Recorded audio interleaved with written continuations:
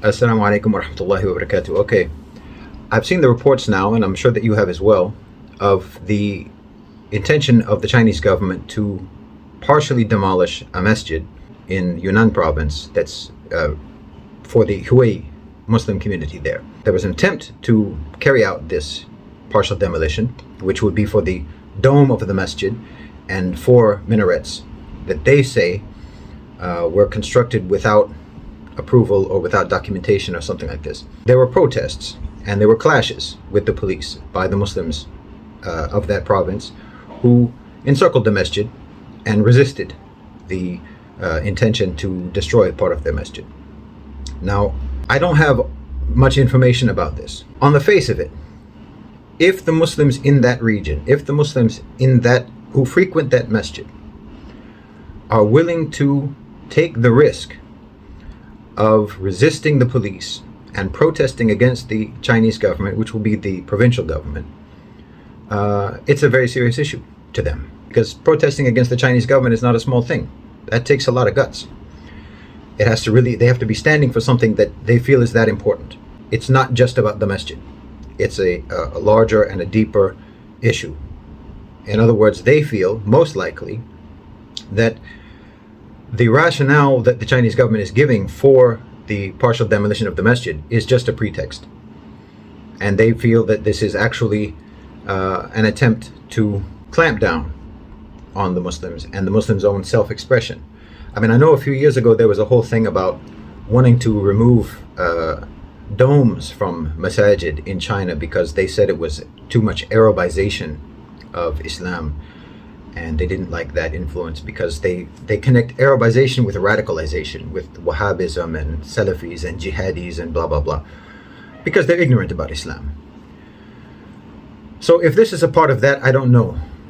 But either way, if you have the official position that you can have a masjid, obviously these minarets and this dome, even if it was constructed without proper approval or proper safety checks or making sure that the codes were followed and so on, there's nothing wrong with it. It's standing, it's fine, and the Muslims who live there and who frequent that masjid don't have a problem with it.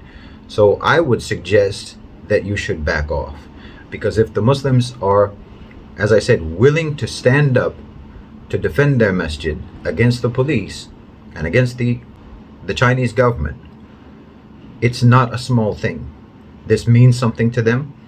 And if they pursue this and insist on the demolition, and if they start to arrest the Muslims who are protesting against the demolition, then this is provocation.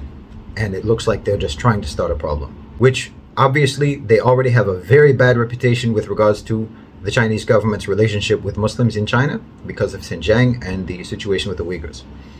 So Muslims globally are ready to explode and ready to believe the worst about the CCP with regards to Muslims. So I would suggest that if you have legitimate concerns about, for example, the safety of the dome and the minarets, so have some engineers and architects come and look at it and do a check and find out and see if everything is fine. You can look at all of the documentation about the building of the masjid and the construction companies that put it together and that built it, to know what standards they met, what materials they used, and so on. So do that and avoid a problem. Otherwise, if you're insisting to demolish the dome and the minarets of that masjid, you're just provoking anger and hostility of the Muslim community in that province and trying to create a reason to clamp down on them, which again is what Muslims around the world are expecting you to do. So I would highly suggest, again, you better compromise, because this is a very bad move on your part. And if you're wanting to improve your relationship with the Muslim world, this is certainly not how you do it. Jazakumullahu khairan wa assalamu alaikum.